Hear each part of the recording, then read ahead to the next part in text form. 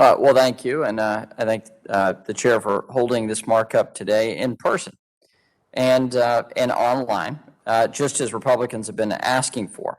This is the first step, I believe, towards resuming normal committee operations. Now that vaccines are widely available to all Americans, I think we're one step closer to the day when these meetings are held entirely in person. I'm hopeful for that day. We've got a long list of bills that we'll be marking up today in addition to the committee's views and estimates. I'll save my more in-depth comments for the debate, but I'll say this. Not one bill on the committee docket today is bipartisan, and not one bill has a Republican co-sponsor. And this is just another instance of a troubling trend. There is no more reaching across the aisle to develop policies and solutions to meet the challenges of today. Democrats have given up on the hard work of legislating and negotiating in favor of a take it or leave it approach. Even though House Democrats hold the slimmest majority in modern history, they've decided to go it alone, and go it alone they will. Emboldened by their so-called one-party rule, they've tossed aside bipartisanship to cater to the far left and other progressives and stakeholders. There is no better example than the two mandatory disclosure bills, the ESG Disclosure Simplification Act and the Shareholder Political Transparency Act. Both bills are simply redos from last Congress.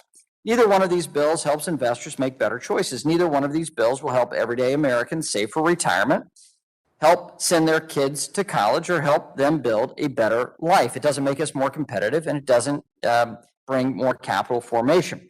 These bills are about naming and shaming companies that do not fully agree with their progressive left agenda. But in effect, all these two bills will do is deter companies from going public and making being a public company more costly and ultimately more political, and ultimately hurting everyday Americans. Then we come to the Comprehensive Debt Collection Improvement Act, and it's no different. It's a 56-page bill of Democrats' greatest hits from last Congress, actually worst hits in my view. Everything from expanding the role of the CFPB over commercial contracts, removing predictive information from credit reports, to undermining rules that allow modern communication methods, some people will call them cell phones, but smartphones, to be used to recoup debt. If enacted, this bill will ultimately harm the very consumers Democrats say they're trying to help. It will fundamentally alter the credit markets, making access to credit harder and more expensive for all Americans. Additionally, it will harm small businesses who are simply trying to be paid for their services that they provide. So what we'll be considering at this markup is more of the same. Democrats are dusting off the same old bad proposals because they think they can get away with it. Ultimately, Democrats' political gain is American people's loss. These bills do nothing to return us to the best economy of our lifetimes experienced pre-pandemic. As always, committee Republicans stand ready to work across the aisle to support policies that help our businesses grow, their workers succeed, and families to prosper. But Democrats' partisan bills simply do not accomplish these goals. Finally, I want to thank the chair for reauthorizing the committee task forces. The task forces play an important role and help us understand emerging issues associated with technology. That's a good thing, and that's a bipartisan thing.